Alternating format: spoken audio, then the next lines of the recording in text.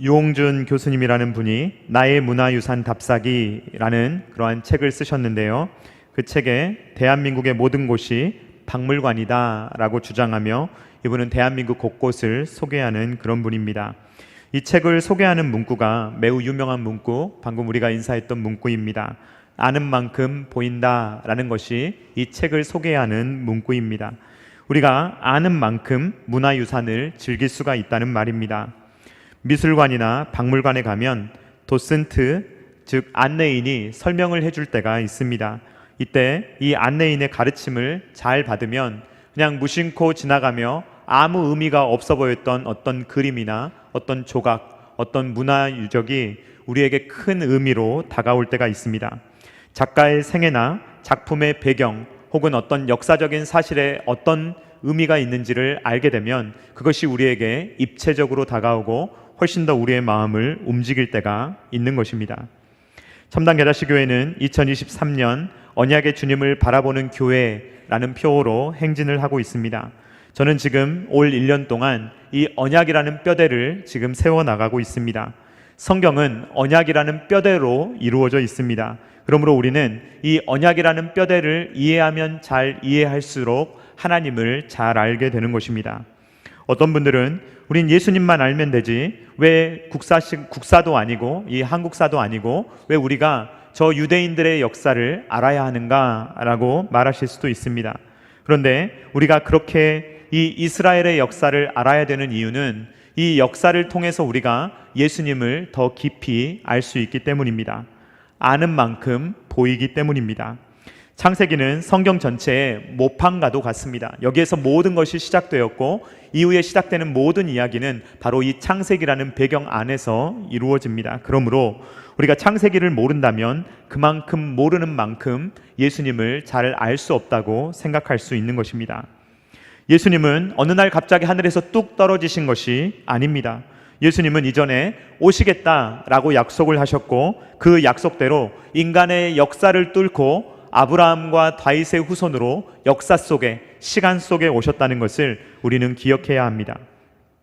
만약에 이런 역사적인 사실이 중요하지 않았다면 성경은 굳이 이런 역사적인 내용을 기록하지 않을 것입니다. 그냥 우리에게 짧은 소책자 하나 주어지면 되겠죠.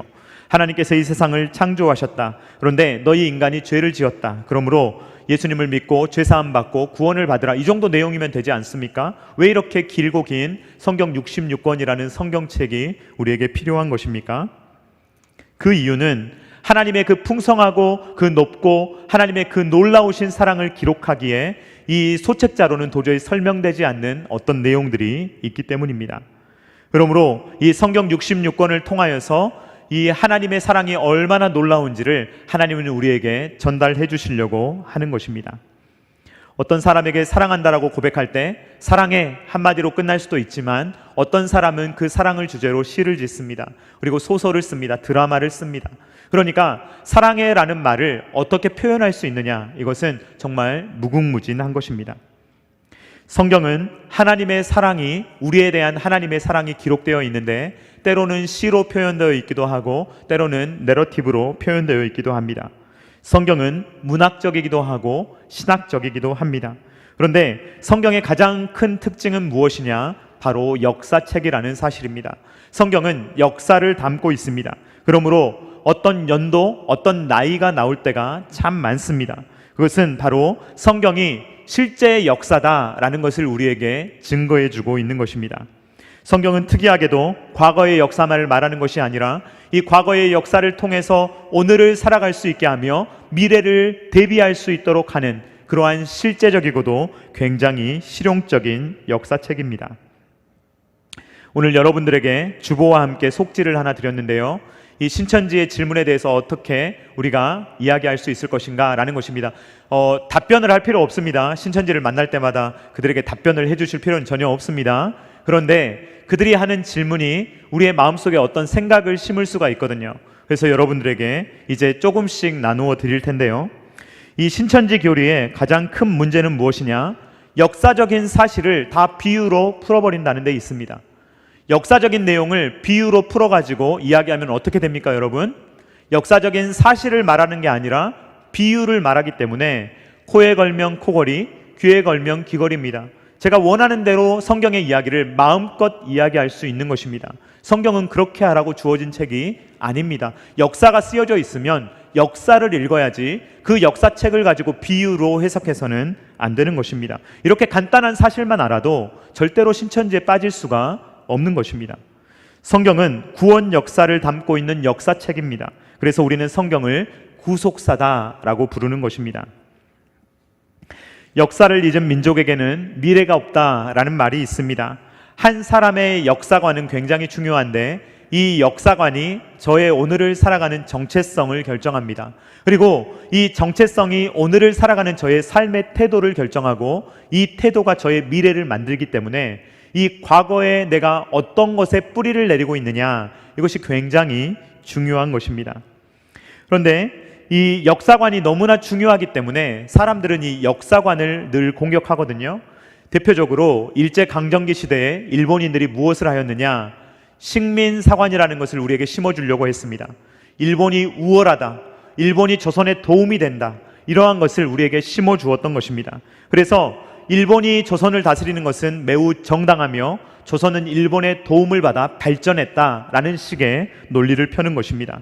그래서 너희들 스스로 철로를 깔 수 있었겠느냐? 일본이 깔아준 것 아니냐? 결국 일본이 조선을 통치하는 것이 조선에게 도움이 되는 것이다. 이러한 생각이, 사고방식이 바로 식민사관입니다.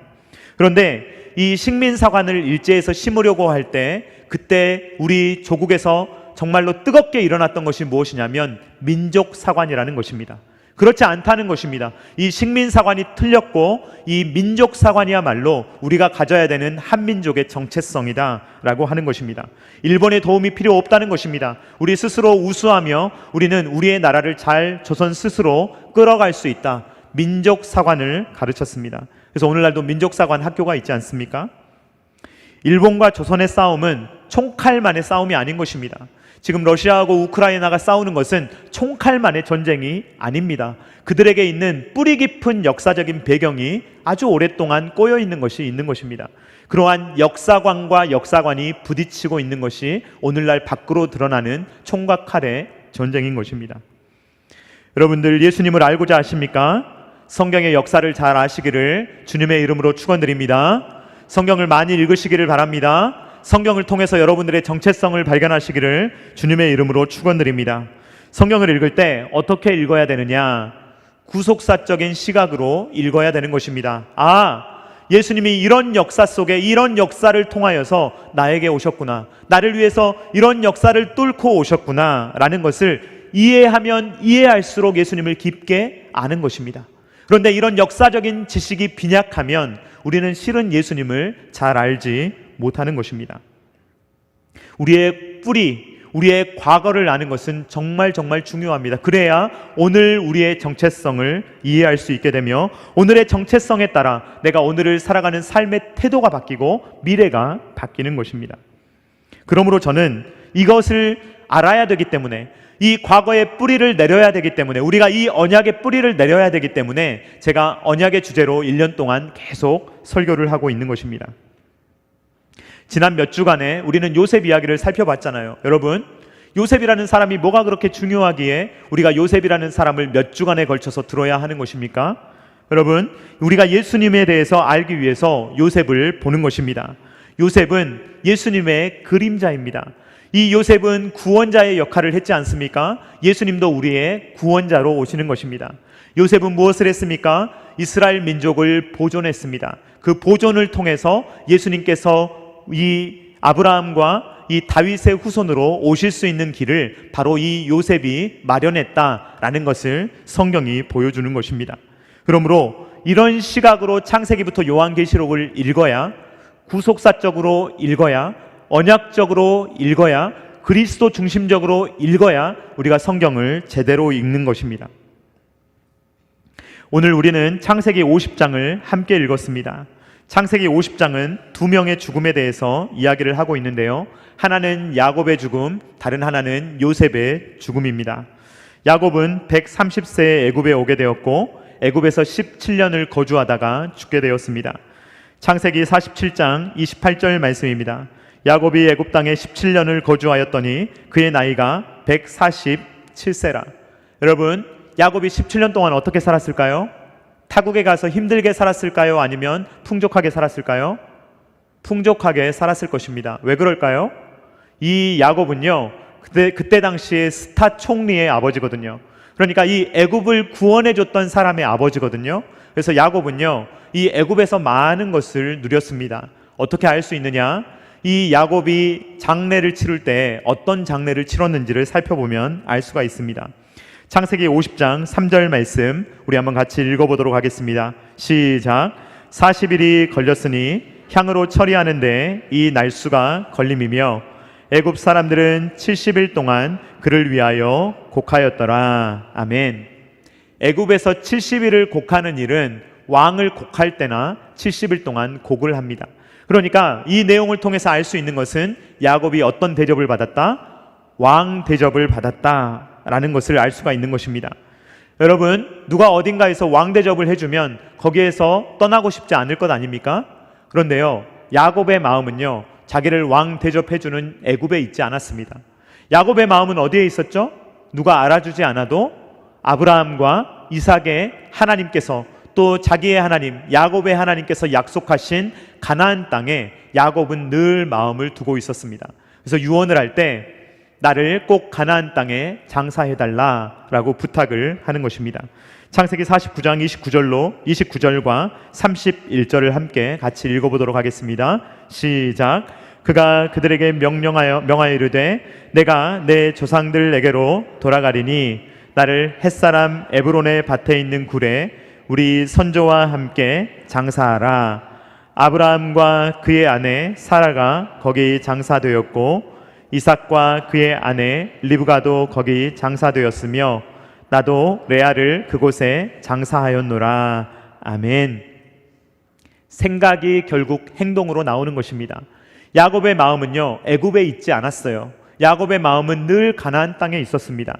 그러니까 이 장례를 할 때 나를 가나안 땅에 장사해 다오라고 부탁을 하는 것입니다.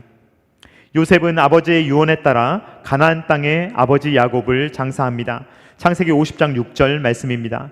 바로가 이르되 그가 내게 시킨 맹세대로 올라가서 내 아버지를 장사하라. 바로가 허락을 해줬죠. 그래서 요셉이 장례를 가는데 이 장례 행렬이 매우 화려했을 것으로 보입니다. 창세기 50장 9절 말씀 우리 한번 같이 읽어보도록 하겠습니다. 시작.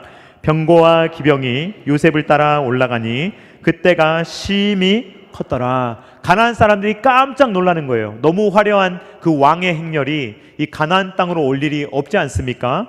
애굽의 왕 정도의 그러한 장례 행렬인데 엄청나게 화려한 장례 행렬이 이 가나안 땅으로 오니까 이 가나안 사람들이 놀래서 아벨 미스라임이라고 그 땅의 이름을 불렀는데 이 미스라임 이것은 애굽입니다. 그러니까 애굽 사람의 큰 애통이라고 부를 정도로 매우 화려한 어떤 행사가 되었던 것입니다. 요셉은 아버지의 장례를 잘 마치고 애굽으로 돌아오게 되며 평안하게 살다가 이제 요셉도 죽음을 맞이하게 됩니다. 창세기 50장 26절 말씀입니다. 요셉이 110세의 죽음에 그들이 그의 몸에 향 재료를 넣고 애굽에서 입관하였더라. 그런데요, 이 요셉도 야곱과 비슷해요. 요셉은요, 애굽의 2인자잖아요. 그러니까 이 애굽에서 떵떵거리면서 살 수 있고 요셉의 말 한마디는 다 애굽에서는 다 이루어집니다. 그런데 이 요셉의 마음은 어디에 있었습니까? 애굽에 있지 않았습니다. 애굽의 스타 총리임에도 불구하고 이 애굽에서 늘 살려고 하는 것이 아니라 그의 마음은 늘 나는 돌아갈 땅, 나의 조상의 땅, 가나안 땅이 있다라는 것을 기억합니다. 그렇기 때문에 죽어서라도 그 해골을 꼭 가나안 땅으로 가져가 달라. 근데 이 요셉이요, 이 모든 이야기를 알고 있어요. 이 선조의 이야기를 다 알고 있고 하나님께서 언젠가 자기들을 출애굽하실 때 자기의 해골을 꼭 가지고 다 가달라고 부탁을 합니다. 창세기 50장 25절 말씀 우리 한번 같이 읽어보도록 하겠습니다. 시작. 요셉이 또 이스라엘 자손에게 맹세시켜 이르기를 하나님이 반드시 당신들을 돌보시리니 당신들은 여기서 내 해골을 메고 올라가겠다 하라 하였더라. 아멘.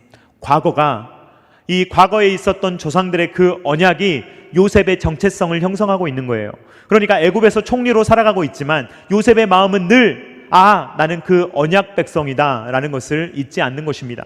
그렇기 때문에 그 후손들이 언젠가는 애굽을 떠날 텐데, 애굽은 잠시 머무를 뿐이요 언젠가는 가나안 땅으로 돌아가게 될 텐데, 그때 꼭 내 해골을 가져가 달라라고 부탁을 하는 것입니다. 이 약속이 누구에 의해서 이루어집니까, 여러분? 약 400년 후에 모세에 의해서 이루어지게 되는 것입니다. 출애굽기 13장 19절 말씀 우리 한번 같이 읽어보도록 하겠습니다. 시작. 모세가 요셉의 유고를 가졌으니 이는 요셉이 이스라엘 자손으로 단단히 맹세하게 하여 이르기를 하나님이 반드시 너희를 찾아오시리니 너희는 내 유고를 여기서 가지고 나가라 하였음이더라. 아멘. 요셉은 유언을 했죠. 이것을 모세가 가지고 나오거든요, 유고를. 그리고 누가 묻어줍니까? 여호수아가 묻어줍니다. 여호수아가 나중에 세겜 땅에 묻어지는 것입니다. 우리는 요셉 하면요 꿈만 떠올려요. 요셉은 꿈의 사람, 얘들아 꿈을 꾸자, 막 이런 설교를 굉장히 많이 합니다. 그런데 여러분, 꿈을 꾸는 게 중요합니까? 그 꿈을 꾼 이유가 중요합니까? 꿈을 꾼 이유가 중요한 법입니다. 꿈의 내용이 중요한 법입니다. 그냥 꿈을 갖는 것 자체가 중요한 게 아니고 도대체 그 꿈은 왜 주어졌나, 그 꿈의 내용은 무엇인가, 이것이 중요한 것입니다. 꿈의 내용이 무엇이었습니까? 꿈의 내용은 요셉이 형제들로부터 절을 받으며 해, 달, 별들 그들까지 다 절을 하는, 아버지까지 요셉에게 절을 하는 위치에 요셉이 올라갈 것이다. 이게 꿈의 내용이에요. 그런데 이것은 요셉이 그냥 사회적으로 높은 위치를 차지하며 출세한다라는 것이 아니며, 이 출세를 통하여 요셉이 어떤 일을 할 것이냐라는 것이 중요한데, 그 내용은 무엇이었냐면 이 요셉이 높은 위치에 갔기 때문에 애굽도 구원하고 이스라엘도 구원했다라는 것이 중요한 것입니다. 그러니까 요셉은 그 꿈을 통하여서 이스라엘 백성들을 살린 거죠. 그런데 그 내용은 뭐냐면 하나님이 약속하셨던 내용이에요. 하나님의 약속은 무엇입니까? 아브라함에게 내가 너에게 땅도 주고 너에게 셀 수 없는 자녀들도 주고 너희들에게 복을 주겠다. 이게 하나님의 약속 아닙니까? 그 약속이 구체적으로 이루어질 것이 꿈에서 나타난 것입니다. 그러므로 요셉을 그냥 꿈의 사람이다 라고 부르는 것보다 저는 요셉을 언약의 사람이라고 부르는 것이 훨씬 더 맞다고 봅니다. 하나님이 요셉에게 주시는 것은 언약의 꿈이에요. 그리고 그 하나님의 언약이 너를 통해서 성취될 것이다 라고 하나님께서 말씀하신 것입니다. 그러니까요, 요셉은 이런 시각을 갖고 있어요. 믿음의 눈을 갖고 있어요. 그러니까 상황을 받아들일 수 있는 거예요. 그리고 이해할 수 있는 거예요. 그리고 더 나아가서 자기를 팔았던, 자기를 미워하고 팔았던 그 형들을 용서할 수 있었던 것입니다. 요셉은요 언약의 사람이니까 이것을 믿음의 눈으로 보니까 용서했어요. 그런데 지금 야곱이 죽으니까 바들바들 떨고 있는 사람들이 있습니다. 누구입니까? 요셉의 형들이에요. 이 요셉의 형들은요 아버지가 방패막이었거든요. 아버지가 계실 때에는 요셉이 우리를 어떻게 못하겠지, 그래도 요셉이 효자니까, 불효자는 아니니까 아버지 보시는 앞에서 우리에게 나쁜 짓을 하진 않겠지, 이게 형들의 마음이었어요. 그런데 아버지가 죽어버리니까 이제 불안해서 어쩔 줄을 모르는 것입니다. 창세기 50장 15절 말씀입니다. 요셉의 형제들이 그들의 아버지가 죽었음을 보고 말하되 요셉이 혹시 우리를 미워하여 우리가 그에게 행한 모든 악을 다 갚지나 아니할까 하고. 죄 짓고 못 산다는 말이 있잖아요. 이런 말입니다. 그러니까 이 형제들도요 애굽에 가서 잘 살았을 거예요. 동생 덕을 보면서 매우 풍요롭게 살았을 것입니다. 그런데 맛있는 음식을 먹어도요 입이 꺼끌꺼끌한 거예요. 왜 그렇죠? 자기들이 동생을 팔았잖아요. 그 요셉 덕에 지금 먹고 살고 있잖아요. 그러니까 그들의 마음은요 요셉을 볼 때마다 마음이 불편하고 요셉을 볼 때마다 마음이 힘든 거예요. 요셉을 볼 때마다, 그 화려한 요셉을 볼 때마다 저 요셉을 우리가 팔았는데 라는 이 죄책감, 여기에 빠져서 17년을 살아가는 것입니다. 요셉은 분명히 이야기했어요. 이것은 하나님의 섭리입니다. 형들이 저를 보낸 게 아니고 하나님이 저를 보내셔서 우리 모두를 살게 하신 것이니 형들 개념치 마세요 라고 이야기를 했어요. 그런데 형들은요 그 요셉의 말을 곧이곧대로 받아들이지 못하는 것입니다. 여기에서 우리는 용서에 대해서 살펴볼 필요가 있습니다. 요셉은 자기의 형들을 용서했어요. 그런데 형들은 요셉의 용서를 받아들였습니까? 받아들이지 못했습니까? 받아들이지를 못했어요. 그러니까 이 애굽에서 17년을 사는데 형들은 어떤 과거에 매여서 사는 거예요? 자기들이 요셉을 팔았던 과거에 매여서 사는 거예요. 그래서 계속해서 자기들이 팔았던 그 요셉에 대한 그 과거, 그 요셉을 구덩이에 가두고 막 자기들끼리 이야기하다가 그냥 요셉 팔아버리자 그래가지고 팔았던 자기들의 그 못난 과거에 온전히 매여가지고 그들의 발목을 꽉 붙잡고 그 과거에 매여서 그 현재를 형성하는 정체성이 어떤 정체성입니까? 동생 팔아먹은 형들, 그 정체성을 가지고 애굽에서 살아가는 거예요. 그러니까 하루하루 희말이 없게 살아가는 겁니다. 그래서 그 과거에 매여가지고 그 잘못한 것에 온전히 매여가지고 내가 그때 그걸 잘못했었지, 이걸로 하루하루를 살아가니 그 하루하루가 즐거울 리가 있겠습니까? 하루하루가 막 활기찰 리가 있겠습니까? 아니요. 늘 의기소침하고 그 마음 가운데 늘 불안하고, 아, 요셉이 우리에게 해코지하면 어떻게 되지? 온전히 이러한 마음으로 애굽에서의 17년을 보냈다는 것입니다. 그러므로 우리가 여기에서 알아야 될 것은 무엇입니까, 여러분? 우리가 정말로 용서할 수 있기를 간절히 소망합니다. 그런데 여러분, 또 잘해야 되는 게 뭐냐면요, 용서를 잘 받아야 돼요. 용서를 잘 받으실 수 있기를 주님의 이름으로 축원드립니다. 상대방이 용서했다고 하는데도요, 끝까지 못 받아들이는 사람이 있어요. 심지어 하나님께서 내가 너를 용서하노라고 말해도 하나님의 용서도 못 받아들이는 사람이 있어요. 그래가지고 주님, 제가 이거 갚아야 되는데요, 제가 이거 어떻게 갚을까요? 이 죄책감을 가지고 늘 가지고 살아요. 이게 좋은 죄책감이 아니고요, 막 하나님께 민감한 죄책감이 아니고요, 막 의기소침해지고 막 밑으로 깔아앉는 이상한 우울함이 가득한 그러한 죄책감으로 사는 사람이 있어요. 여러분, 하나님은 그것을 기뻐하시지 않는 줄로 믿습니다. 자녀를 용서했는데 아빠가 너 용서할게 라고 말했는데 자녀가 계속 아버지 미안해요 볼 때마다 바들바들 떨고 이러면 아버지의 마음이 어떻겠어요? 형들이 그랬다니까요.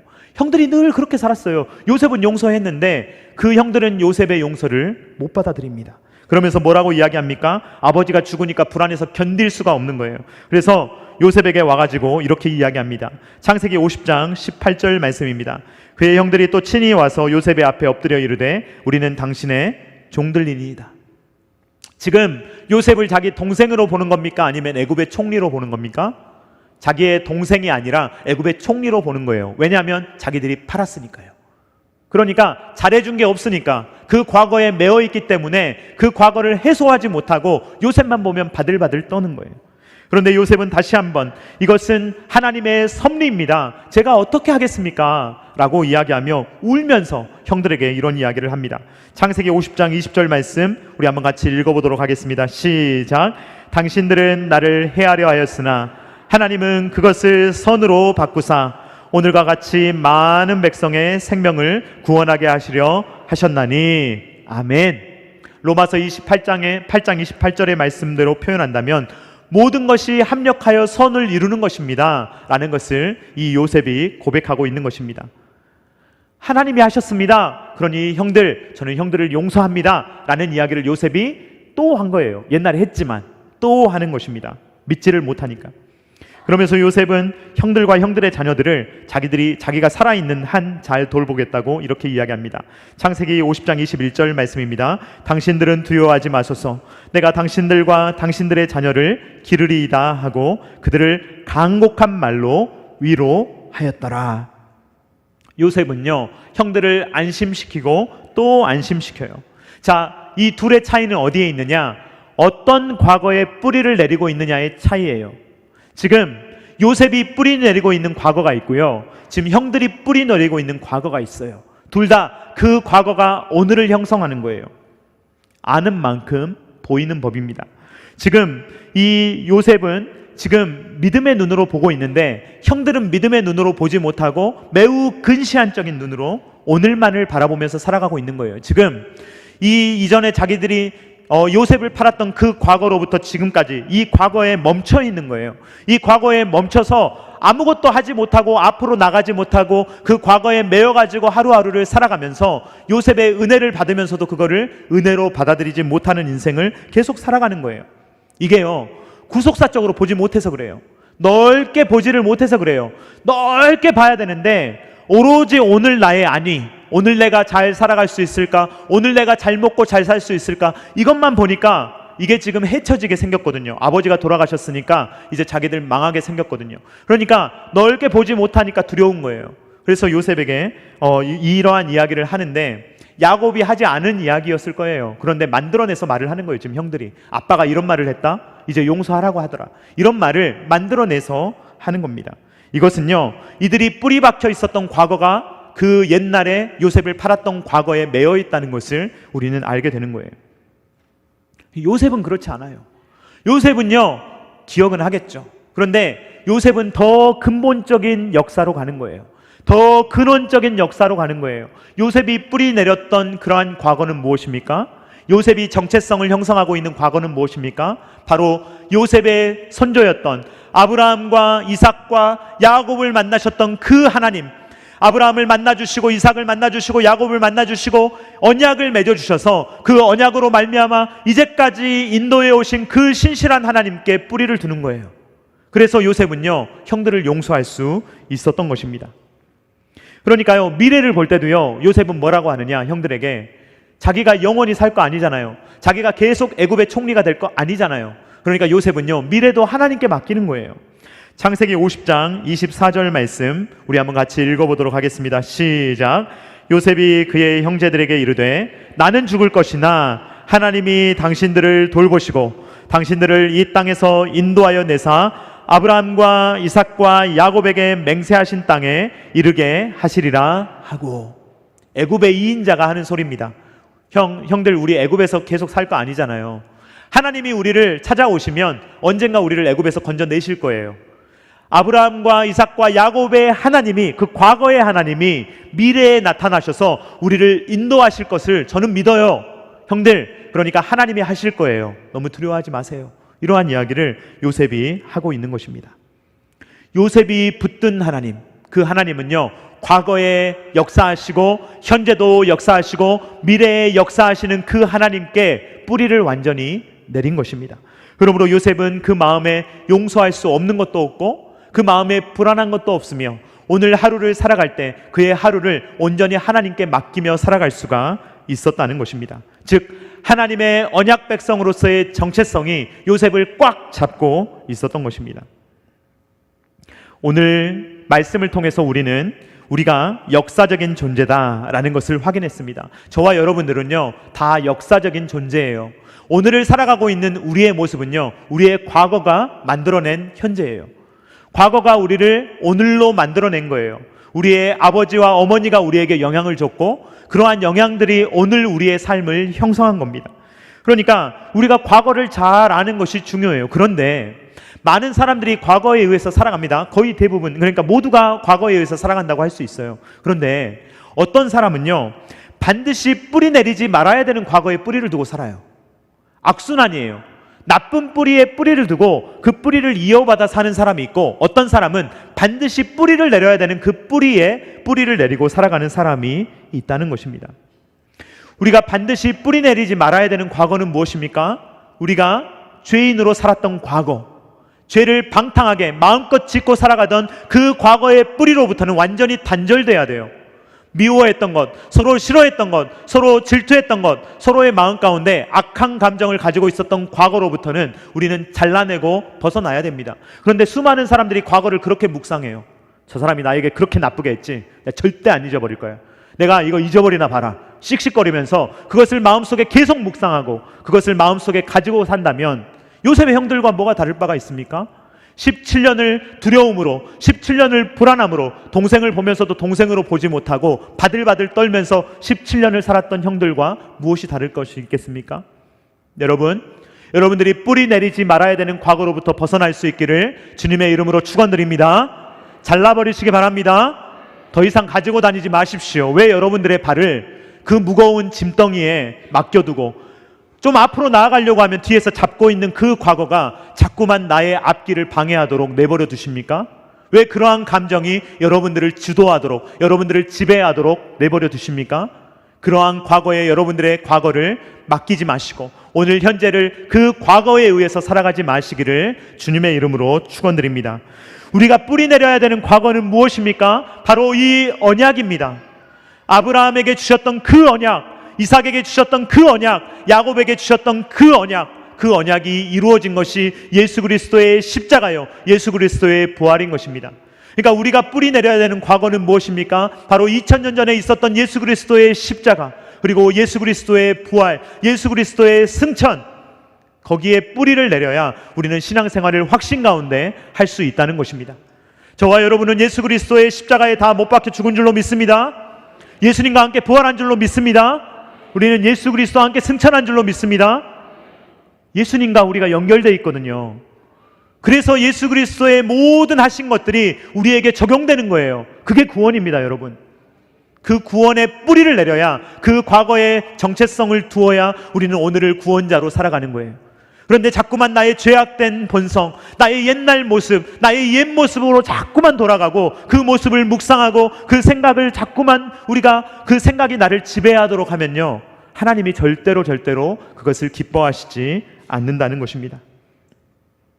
하나님의 말씀에 뿌리를 내리시기 바랍니다. 언약의 말씀에 뿌리를 내리시기 바랍니다. 십자가의 뿌리를 내리시기 바랍니다. 부활의 뿌리를 내리시기 바랍니다. 끊어야 될 것은 끊어버리시고 우리가 뿌리를 내려야 되는 하나님께 우리의 정체성을 들고 하나님의 자녀로 그리스도의 신부로 늘 승리하며 살아가는 저와 사랑하는 성도님들 다 되실 수 있기를 주님의 이름으로 축원드립니다. 축원드립니다. 다 같이 찬양하도록 하겠습니다. 주께 가까이 날 이끄소서. 같이 찬양합니다.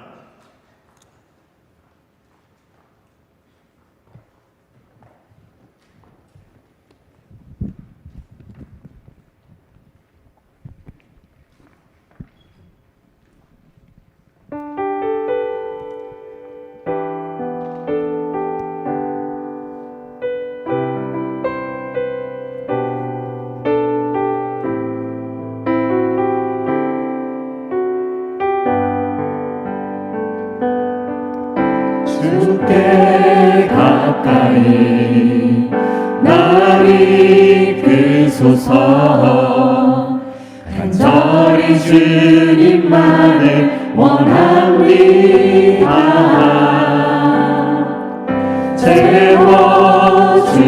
채워주소서. 주의 사랑을 진정한 찬양 드릴 수 있도록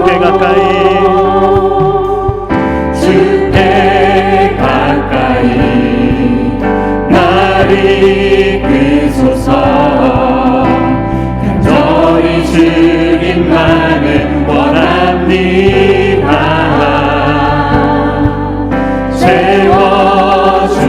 채워주소서. 주의 사랑을 진정한 찬양 드릴 수 있도록. 목마른 나의 영혼, 목마른 나의 영혼 주를 부르니 나의 맘 만져 주소서. 주님만을 원합니다. 더 원합니다. 나의 맘 만져 주소서. 목마른 나의 영혼, 목마른 나의 영혼 주를 부르니 나의 맘 만져 주소서. 주님만을 원합니다. 더 원합니다. 나의 맘 만져 한 번 더 찬양합니다. 목마른 나의 영혼, 목마른 나의 영혼 주를 부르니 나의 맘 만져 주소서. 주님만을 원합니다. 더 원합니다. 나의 맘 만져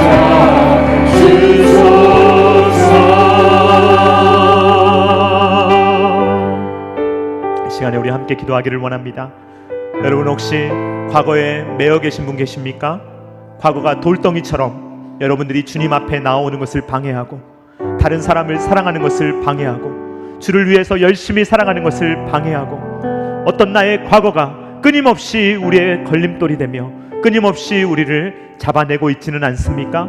이 시간에 그러한 과거로 주님 벗어나게 하여 주시오며 예수 그리스도의 그 언약, 예수 그리스도의 그 사랑, 예수 그리스도의 십자가와 보혈의 능력이 나의 정체성이 되게 하시고 하나님의 언약이 나의 정체성이 되게 하여 주시오며 이러한 태도로 오늘을 살며 미래를 승리하는 주님의 자녀로 살아갈 수 있도록 주님 도와달라고 다 같이 주여 한번 외치고 기도하겠습니다.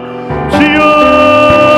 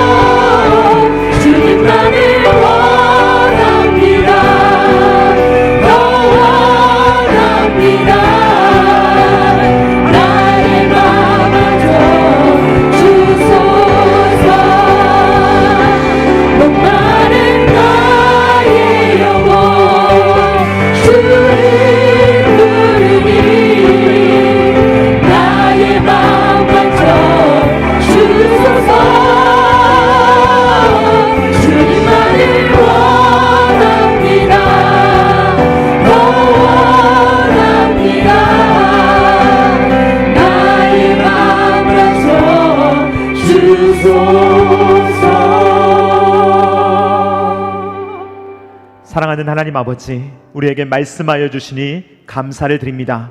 주님, 우리를 옥매고 있는 모든 과거로부터 우리를 자유케 하여 주시옵소서. 주님, 악한 사탄 마귀는 끊임없이 우리를 정죄하며 과거의 일이 하나님께 나아가는 데 방해되게 하며 우리의 마음에 끊임없이 악한 감정, 더러운 감정을 일으켜서 우리로 하여금 무너지게 하며 하나님과 멀어지게 합니다. 하나님께서는 우리에게 용서를 말씀하시는데 우리는 그 용서를 받아들이지 못하며 하나님의 자녀답게 어깨를 피지 못하며 주님, 우리가 당당하지 못하게 살아갈 때가 너무나도 많이 있습니다. 아버지 하나님, 우리가 정리해야 될 과거를 다 정리하게 하여 주시오며 하나님의 사랑에 우리를 뿌리내리게 하여 주시옵소서. 주님, 우리의 정체성을 아브라함과 이삭과 야곱에게 주신 그 하나님의 언약에 뿌리내릴 수 있도록 도와주시오며 여자의 후손이 승리하게 하신다는 그 과거에 뿌리내릴 수 있도록 도와주시오며 2000년 전에 예수 그리스도의 십자가와 예수 그리스도의 부활과 예수 그리스도의 승천에 우리의 뿌리를 내리며 살아갈 수 있도록 아버지 하나님 함께하여 주시옵소서. 그래서 우리가 이 땅을 살아갈 때 날마다 승리하며 악한 자들이 만지지도 못하게 하여 주시오며 악한 사탄의 괴계를 다 물리치게 하여 주시오며 하나님의 자녀답게 아름답게 살아가며 이 땅에 영향력을 행사하며 빛과 소금의 역할을 감당하며 살아갈 수 있는 주의 자녀들 될 수 있도록 아버지 하나님 함께하여 주시옵소서. 이제는 우리 구주 예수 그리스도의 십자가의 무한하신 은혜와 독생자 아들을 아낌없이 내어주신 성부 하나님의 사랑하심과 성령 하나님의 감동, 감화, 역사, 교통하심이 과거의 잘못된 과거로부터 모든 것을 끊어버리며 과거에 우리가 꼭 뿌리 내려야 되는 하나님께만 우리의 뿌리를 두며 하나님의 자녀로 그리스도의 신부로 예수님과 함께 십자가에 못 박힌 자로 함께 부활한 자로 함께 승천한 자로 살아가기를 원하는 사랑하는 모든 주의 자녀들의 머리 위에와 각 가정과 주님께서 피로 값주고 사신 첨단 결야시 교회 위에와 세계 열방 가운데 영원토록 함께 있기를 간절히 축원하옵나이다. 아멘.